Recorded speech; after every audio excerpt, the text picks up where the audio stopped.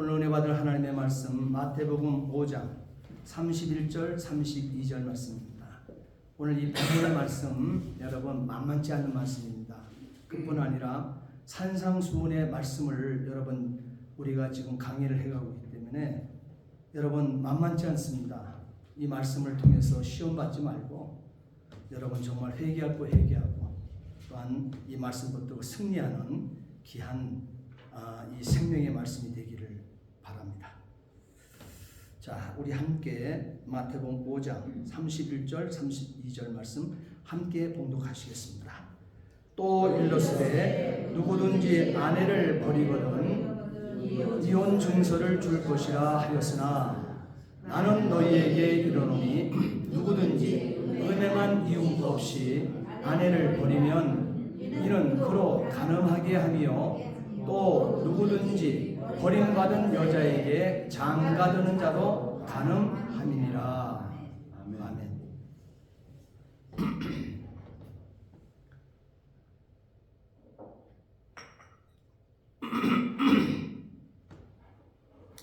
기도하시겠습니다.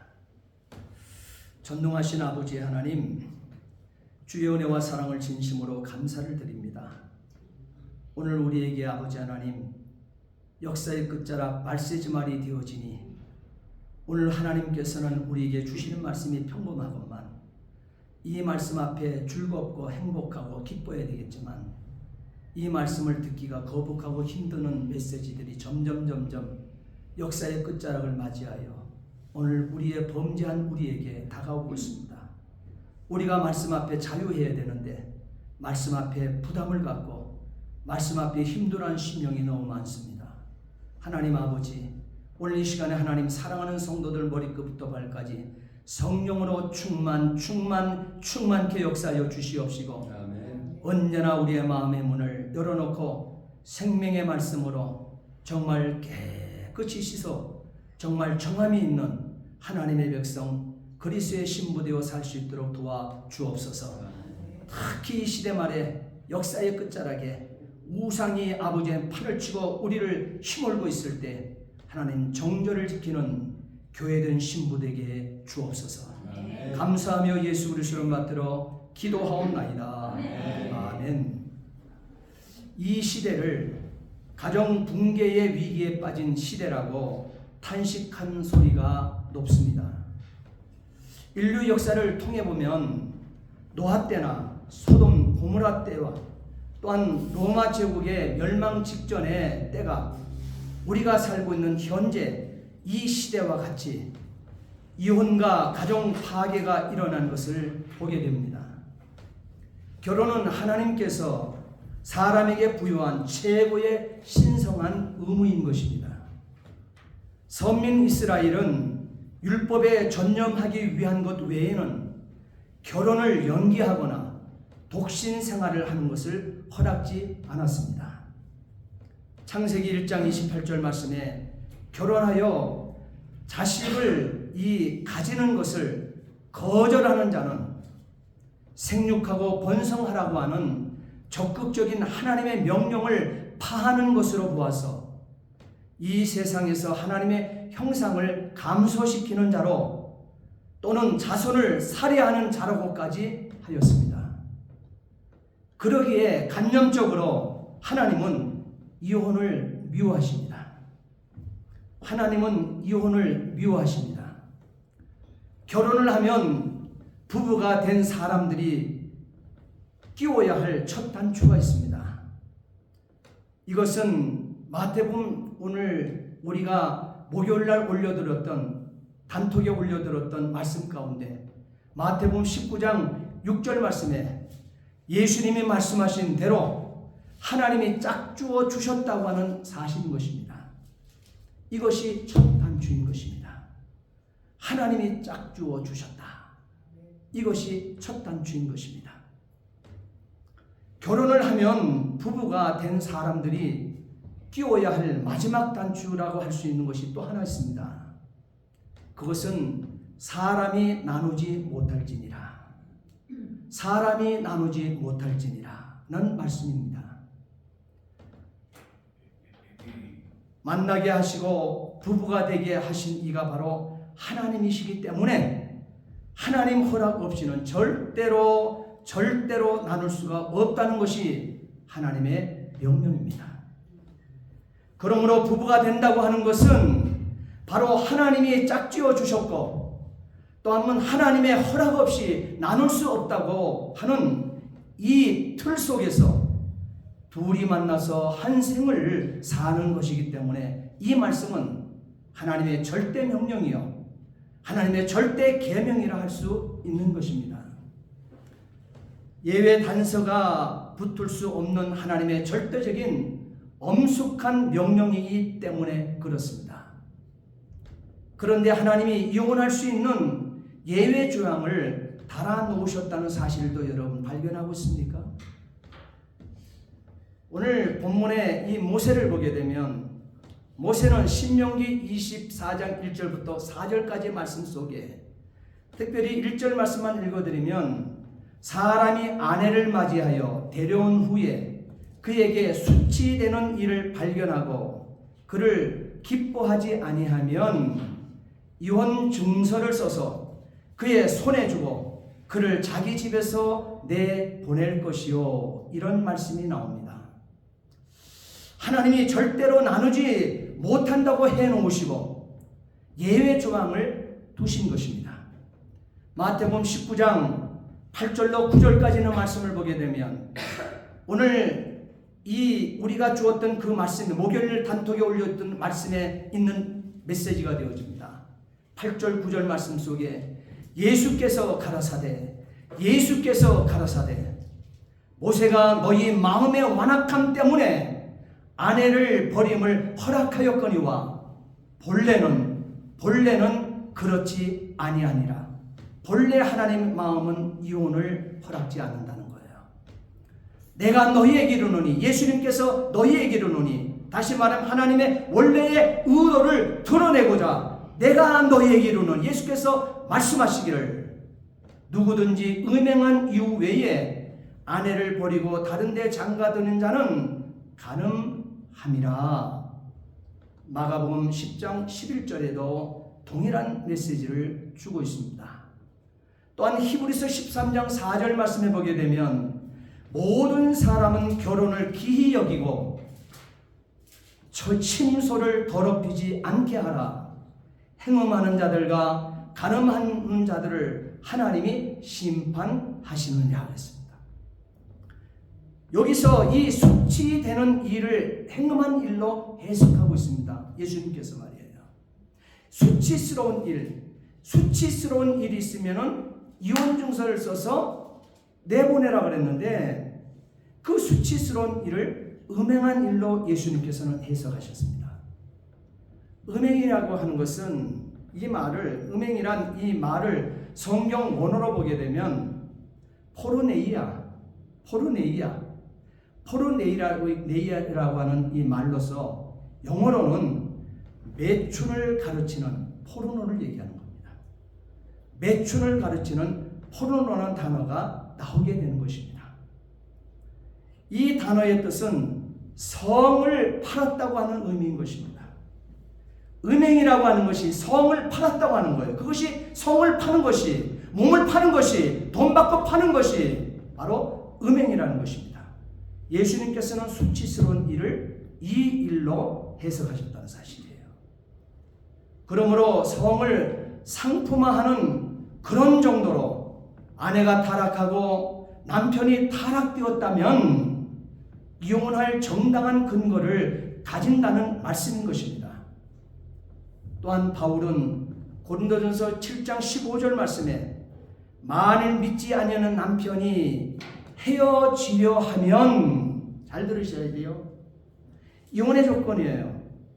이것을 바울도, 하나님은 원하지 않지만 바울도 자신이 목회하는 가운데 너무너무 아픔을 성도를 통해서 자기가 목양하는 양무리들을 통해서 너무너무 마음 아픈 상황들이 많이 벌어지기 있기 때문에 하나님은 원치 않으시지만 예외 조항을 성도들에게 선포하고 있습니다. 하나님 말씀을 선포하고 있습니다.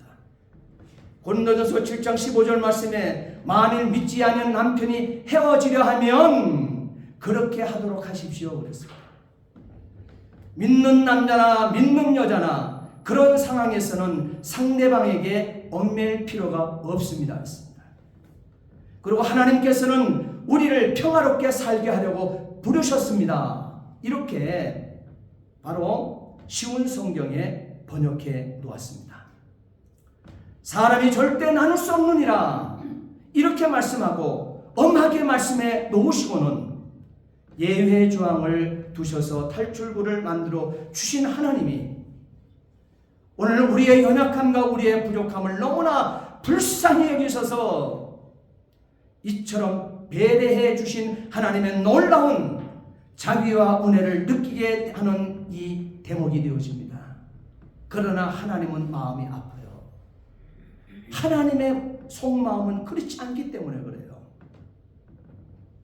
그러함에도 하나님의 마음은 말라기 2장 16절 말씀 보십시오.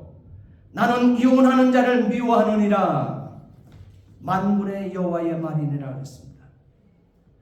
마태복음 19장 6절 말씀에 이제 둘이 아니요 한 몸이니 그러므로 하나님이 짝지어 주신 것을 사람이 나누지 못할지니라 그랬습니다. 하나님은 이렇게 한 몸 만들어 둘을 한 몸 만들어 하나님 짝지어 주신 것 사람이 나누지 못할지니 하나님 마음이 진짜 마음이 이렇습니다.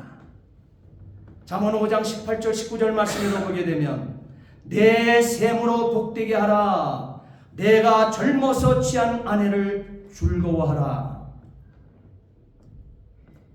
그는 사랑스러운 암사슴 같고 아름다운 암노루 같으니 너는 그의 품을 항상 족하게 여기며 그의 사랑을 항상 연모하라 말씀하셨습니다.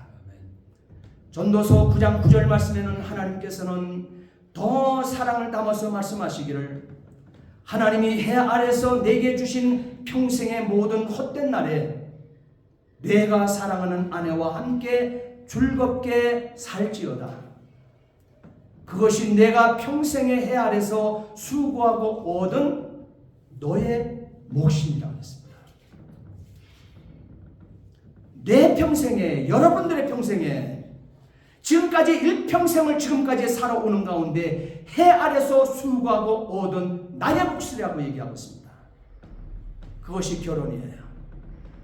베드로전서 3장 7절 말씀에 남편들아 이와 같이 자식을 지식을 따라 너희 아내와 동거하고 그를 더 연약한 그릇이요 또 생명의 은혜를 함께 이어받은 자로 알아 기히 여기라. 이는 너희 기도가 막히지 아니하게 하려 함이라 그랬습니다.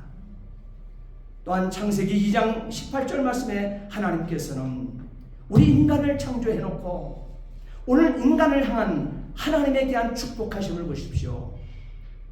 여호와 하나님이 가라사대 사람이 혼자 사는 것이 좋지 아니하니 내가 그를 위하여 돕는 배필을 지으리라 하시니라 그랬습니다.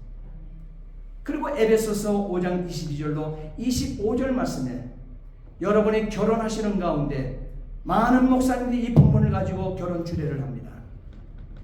이 말씀은 성도된 저와 교회된 저와 여러분들과 예수 그리스도와의 결혼관계 그 관계를 결혼관계로 이 본문을 그렇게 말씀하고 있으며 여러분들이 선남 선녀가 만나는 그 결혼의 관계로도 에베소 5장 22절로 25절 말씀에 결혼을 말씀하고 있는 것입니다. 하나님은 이혼하는 것을 그러기 때문에 원치 아니하신다고 분명히 말씀하셨습니다. 자, 여기까지 이혼에 대한 메시지를 들으시고 이제부터 하나님 내신 결혼에 대해서 살펴보고자 합니다. 결혼이라고 하는 이 용어는 우리나라 말에도 결혼한다 하는 이 말이 여러 가지 말이 많습니다. 장가간다, 장가든다, 시집간다, 또한 신접살림을 차린다, 하촉을 밝힌다, 또한 성혼한다, 국수를 먹는다. 이것이 다 이 결혼에 대한 용어로 우리나라에서 사용하고 있는 말들입니다. 독특한 양상을 표현하고 있는 것이죠. 이렇게 결혼은 좋은 거예요. 그리고 하나님께서 반드시 할 수 있도록 우리에게 축복하신 것이 결혼인 것입니다. 구약 성경에 이 결혼이라고 하는 영어를 보게 되면 두 가지만 그 결혼에 대한 이 원어를 들어서 말씀드리고자 합니다. 이 구약의 용어 가운데 라카우라고 하는 말이 있습니다. 라카우라고 하는 이 말은 결혼하다라고 하는 말입니다. 결혼하다, 무엇을 아내로 삼다, 누구누구를 아내로 삼다라고 하는 용어로 사용하고 있습니다. 이 사용하는 라카우라고 하는 이 말은 주어를 남자로 삼고 있습니다. 주어인 남자가 여자를 목적으로 취하고 있습니다. 그러니까 주어인 남자가 여자를 목적으로 취해서 어떻게 돼요? 여자를 자기의 소유로 표현하거나 주어인 남자와 목적인 여자 사이의 관계를 맺는 역할을 합니다. 이것을 결혼이라고 얘기합니다. 주어는 남자예요. 성경은 그렇게 해석을 하고 있어요. 라카우라고 하는 결혼의 이 단어가. 그리고 여자는 주어인 남자를 위한 목적으로 여자를 취하여 여성을 자기 소유로 표현했다는 사실이에요. 성경이 그렇게 해석을 하고 있습니다. 자, 그래서 주어인 남자와 목적어인 여자 사이의 관계를 맺는 역할을 결혼이라고 얘기하고 있습니다. 출애굽기 6장 20절 말씀에 아므람이 그 아비의 누이 요게벳을 아내로 취하였고, 요 취하였고 하는 것이 라카우인 것입니다.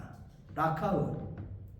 여기서 주어 이 아므람은 요게벳을 자기에게로 취하는데 그 용도를 아내로 취하는 목적을 가졌다는 거예요. 따라서 라카우가 결혼 용어로 사용될 때에는 그것은 본질적으로 소유 개념인 것입니다. 남편은 아내를 자기 소유로 취하는 것입니다. 그것이 하나님께서 주신 구약 성경에 해석이 되어지는 것입니다. 결혼이라는 용어를 그렇게 해석을 했어요, 하나님께서. 그러므로 라카오는 결혼을 주도하는 남자의 편에서 사용되는 어휘인 것입니다. 그런데 특히할 만한 사항은 라카우라고 하는 이 동사는 성경에서 남녀의 결혼 용어로 쓰일 뿐만 아니라 여호와와 그의 백성 이스라엘 관계를 기술하는 전문적인 신학 용어로도 쓰인다는 것입니다.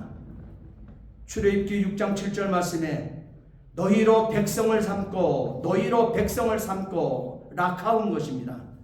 나는 너희 하나님이 되리니 라카우를 사용하는 것입니다.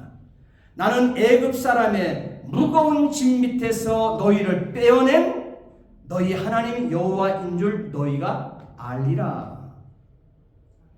나는 선민 이스라엘, 하나님께서는 천지만물을 창조하신 하나님께서는 선민 이스라엘을 그렇게 지키시고 그렇게 뽑아왔다는, 자기 백성 삼아왔다는 거예요. 400년 동안 종살이하는 그들을 말이에요. 그리고 출애굽기 19장 5절로 6절 말씀해 보게 되면 세계가 다 내게 속하였으니, 하나님께 속하였나니 너희가 하나님의 말씀을 잘 듣고 내 말을 잘 듣고 내 언약을 지키면 내 소유 제사장 나라 거룩한 백성이 되리라. 라카우인 것입니다. 라카우. 이스라엘은 이렇게 여호와의 백성이 되고 여호와는 이스라엘의 하나님이 되는 이 특수관계를 계시하는 첫 단계로서 여호와는 이스라엘을 라카우 하는 것입니다. 결혼했다는 거예요. 선민 이스라엘과 바로 하나님과 라카우 결혼했다는 것입니다. 다시 말하면 하나님이 이스라엘에게 자기만을 예비할 것을 그리기 때문에 요구한다는 사실이에요. 그래서 하나님 외에 다른 곳에 시선이 뺏기고 다른 곳에 예비하고 다른 곳에 시선을 돌리게 되어질 때 하나님은 견딜 수 없고 하나님의 질투는 크다는 사실을 성경은 우리에게 말하고 있습니다. 왜? 하나님은 나의 남편이라 했기 때문에 그래요. 우리는 하나님의 신부되었기 때문에 그렇습니다. 그렇기 때문에 결혼은 그렇게 귀한 거예요. 우리가 섬남, 섬녀가 이렇게 만나서 결혼함이 하나님께서 남편이고 하나님을 아버지로 모시고 남편을 믿고 믿는 자들은 그의 신부라고 하는 것을 경험케 하는 거예요. 신랑이 무엇이며 신부가 무엇인지 이 땅에서 우리 인생에 경험하기 위해서 우리의 육신의 몸이 이 땅에서 결혼하는 거예요. 그러니 이 결혼을 가볍게 볼 수 있는 것이 아니라는 거예요. 이 결혼으로 하나님께서 짝맺으셨다는 거예요. 그렇기 때문에 결혼하기 전에 우리 자녀들을 잘 붙들어야 되는 것입니다. 아무렇게나 가볍게 결혼을 하면 안 되는 것입니다. 그렇기 때문에 결혼했으면 그와 끝까지 가야 되기 때문에 그렇습니다. 우리나라 말에 검은 머리가 팥불이라고 하는 말이 있죠. 그 약속을 하고 그 주례사를 듣고 아멘하고 출발을 하지 않습니까? 오늘 성경 저자들은 여호와께서 이스라엘을 자기 백성으로 삼으신 일을 마치 남자가 여자를 자기 아내로 삼는 결혼 개념을 빌려 표현하고 있는 중요한 메시지를 담고 있다는 사실이에요. 그 외의 결혼 용어 가운데 또 하나의 용어는 바알이라고 하는 원어입니다. 바알. 이거는 주인이라고 하는 뜻입니다. 다시 말하면 나는 그의 종이 되어지고 선민인 나는 그의 종이 되어지고 언약 백성인 나는 그의 종이 되어지고 바로 나를 종 삼아 주신 주인은 바알 하나님이라는 거예요. 전능자라는 거예요. 나의 구원을 위해서 십자가 져 주신 예수 그리스도가 나의 주인 되어 주시고 그의 피 흘림으로 속전의 은혜를 입어서 우리는 뭡니까? 생명과 어떻게 해요? 성령의 법으로 살아가게 되어지는 신부된 자, 다시 말하면 소유된 자, 주인을 섬기는 종으로서 소유된 자, 결혼된 자, 이렇게 해석이 되어지는 것이 바알이라고 하는 단어인 것입니다. 역시 남편이 그가 취한 여자의 주인이 되는 것입니다. 성경은 이 두 단어를 바알과 라카우라고 하는 두 단어를 사용하는데 동일하게 소유 개념으로 사용하고 있다는 사실이에요. 결혼을 통해서 남편은 아내의 주가 되어집니다. 다스리는 자요 소유자가 되었기에 십계명은 누가복음 출애굽기 20장 17절에 10번째 계명, 십계명의 10번째 계명 아닙니까? 이 10번째 계명이 출애굽기 20장 17절 말씀인데 이 말씀에 내 이웃의 집을 탐내지 마라. 탐내지 마라는 요소 안에 무엇을 두나 보세요. 내 이웃의 아내나 그의 남종이나 그의 여종이나 그의 소나 그의 낙이나 무릇 내 이웃의 소유라 그랬습니다. 내 이웃의 아내, 남종, 여종, 소, 낙이 모든 것 이웃의 이 모든 것을 소유라고 하나님 표현하셨습니다. 이것을 탐내지 마라 얘기하십니다.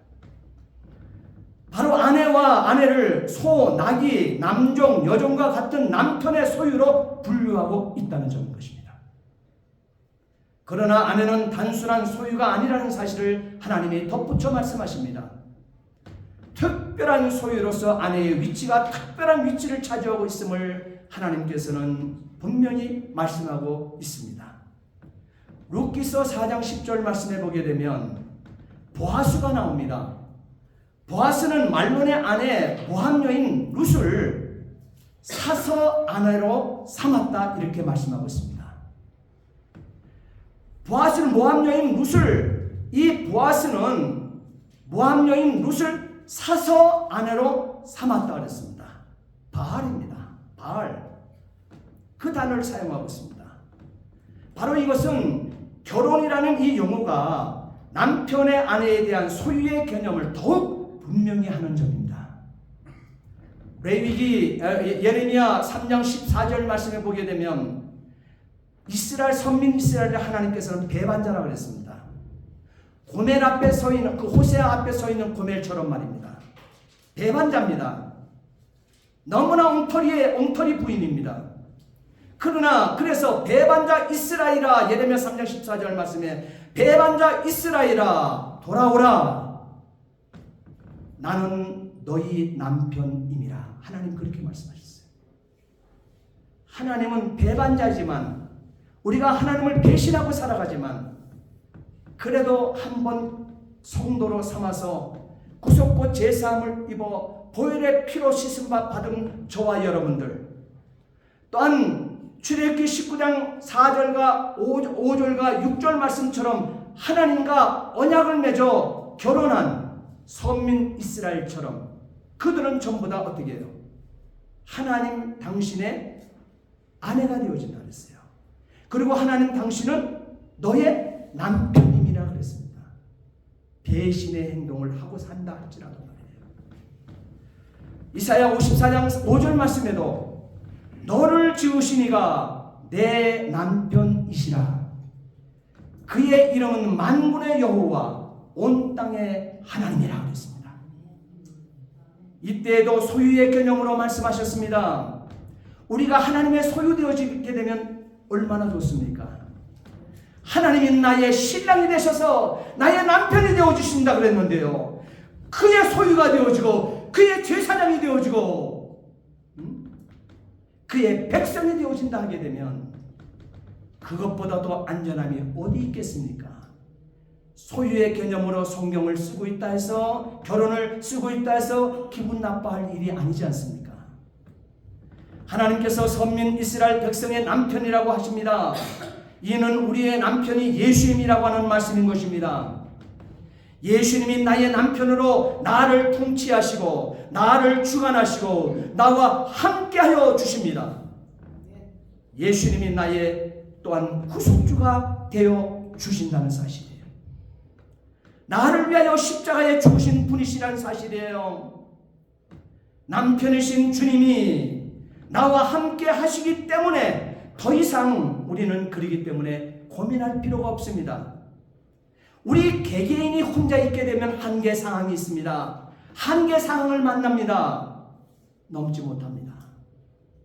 그러나 나의 남편 대신 그리스도가 있지 않습니까? 그는 길이라고 얘기했습니다. 그는 생명이라고 얘기했습니다. 그는 진리라고 말씀하셨습니다. 그가 우리의 남편입니다. 더 이상 고민할 것이 없습니다. 남편이 아내를 위하여 죽었기 때문에 그렇습니다. 아내인 저와 여러분들의 죄를 위해서 죽어주신 나의 남편 예수 그리스도, 멋지지 않습니까? 이분이 나의 신랑이라는데 어디 한 눈을 세상 남편에게 돌릴 수 있겠습니까? 주님의 희생으로 신부인 내가 살아난 것입니다. 이처럼 결혼의 소유 개념이 동반된다는 사실은 결혼 자체의 법적인 구속력이 따르고 있음을 변증하는 것이라 할 것입니다. 따라서 결혼은 증인이 필요한 일종의 법률적 계약이 필수인 것입니다. 오늘날의 결혼이 타락되어서 주례자도 없지요. 주례가 누가 주례를 서야 되는지는 모르는 이 우둔한 세상, 주례는 하나님 한 분밖에 못 서요. 하나님만이 주례자가 되어지는 거예요. 그 앞에 하나님 창조하신 선남 선녀를 세워놓고 한 몸을 만듦을 선언하는 거예요. 둘이 한 몸 되었음을 선언하는 거예요. 증인들을 모아놓고 말이에요. 그렇기 때문에 증인 없는 결혼식은 무효가 되어지는 거예요. 성도가 그냥 하객이 아닙니다. 거룩한 성도로서 저들의 결혼을, 저들의 짝맺어짐을, 참 둘과 둘이 한 몸을 이름을 선포하는 것을 증인되어지는 거예요. 그렇기 때문에 결혼 선언은 굉장히, 결혼에서 증인은 대단히 중요한 것입니다. 그러므로 결혼 의식은 법적인 효력을 동반하는 결혼 선언이 포함되어 있는 것입니다. 결혼 선언은 결혼하는 당사자가 일정한 부부가 되어 한 가정을 이루었음을 공포하는 것입니다. 그것은 하나님만이 할 수 없는 거잖아요. 하나님이 사람을 지으셨으니까. 그 하나님은 못 오시니까 어떻게 돼요? 하나님께서 대언자를 세웠으니 목회자를 세우는 거예요. 그래서 하나님이 오셔서 해야 될 결혼 주례의 그 자리에 목회자가 자기 말 하는 것이 아니라 하나님께서 결혼의 중요함을 목회자를 통해서 선포하게 하는 거예요. 그러므로 결혼 선언은 결혼하는 당사자가 일정한 부부가 되어서 한 가정을 이루었음을 공포하는 것입니다. 따라서 결혼 선언은 결혼 예식 가운데 이것도 중요하고 저것도 중요하고 저것도 귀한 모든 순서가 되겠지만 가장 중요한 순서가 되며 여기에는 일정한 형식이 필요한 것입니다. 창세기 1장 27절 28절 말씀해 보게 되면 하나님이 자기 형상 곧 하나님의 형상대로 사람을 창조하시되 남자와 여자를 창조하시고 하나님이 그들에게 복을 주시며 하나님이 그들에게 이르시되 생육하고 번성하여 땅에 충만하라 땅을 정복하라 모든 생물을 다스리라. 여러분 여기서 말씀하시는 이 요지는 결혼의 신성함과 불가분리적인 것임을 선포하시는 것입니다. 결혼은 천지 창조의 시초에 하나님이 제정하신 인간의 존재 형식입니다. 부부제도는 인간들이 만든 제도가 아닙니다. 하나님에 의해서 정해진 것입니다. 창세기 24장 3절 4절 말씀해 보게 되면 내가 너로 하나님의 하늘의 하나님 땅의 하나님이신 여호와를 가리켜 맹세하게 하노니 너는 나의 거하는 이 지방 가나안 이방인의 땅 하나님 없음의 족속들의 땅을 중에서 내 아들 이삭을 위하여 아내를 택하지 말고 내 고향 언약 백성이 거하고 있는 곳 내 고향 하나님 있음의 족속들에게 가서 내 아들 이삭을 위하여 아내를 택하라.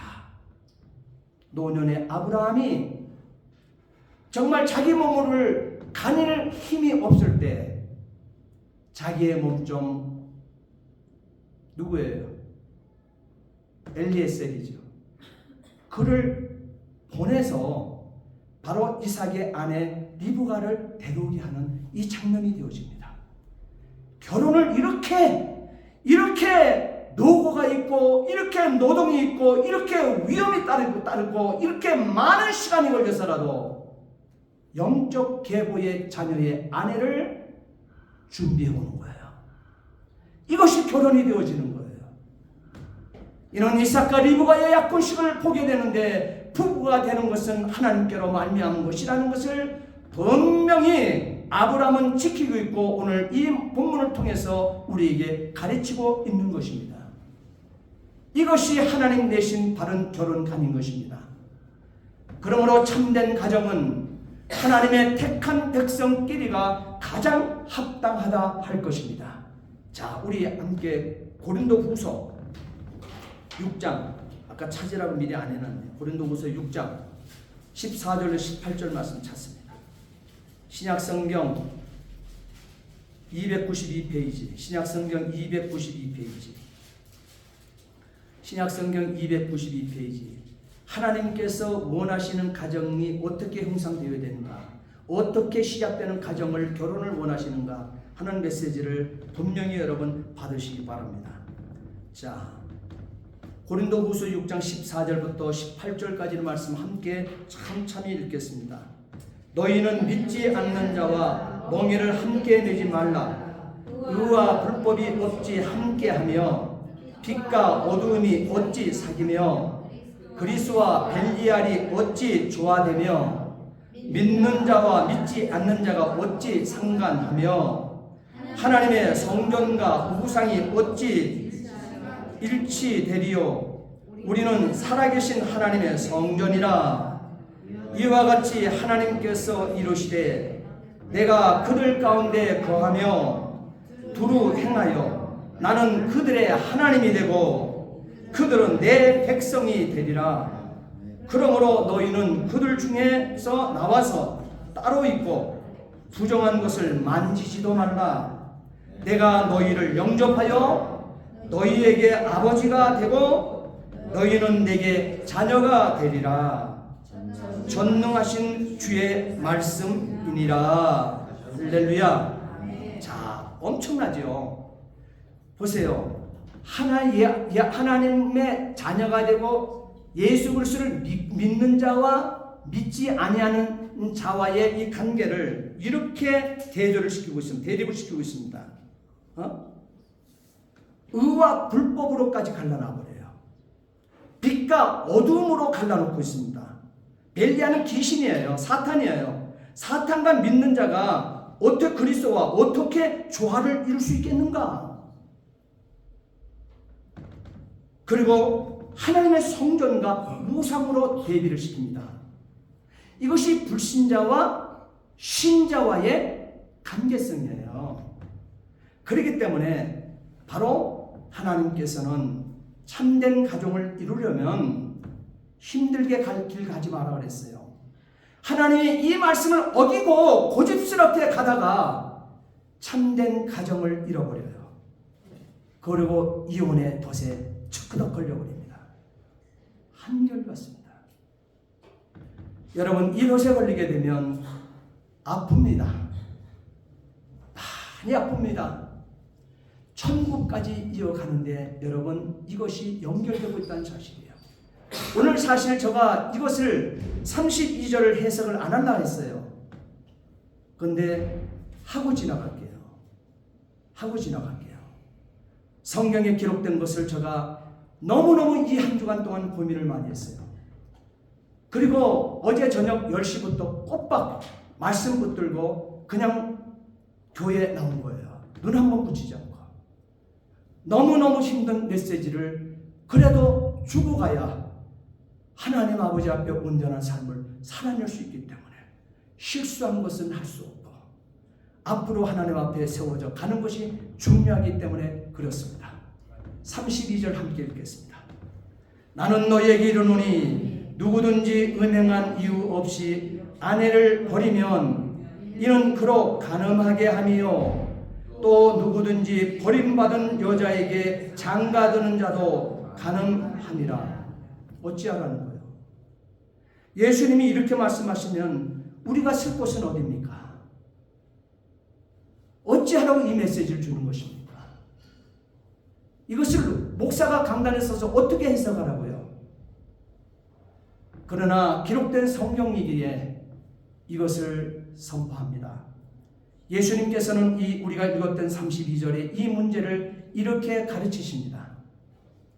이 본문 말씀은 깊은 뜻이 있습니다. 이는 하나님이 짝지어 주신 원래의 혼인 관계는 이혼했다 할지라도 음행한 연고가 아니라면 그대로 유지되고 있다는 점인 것입니다.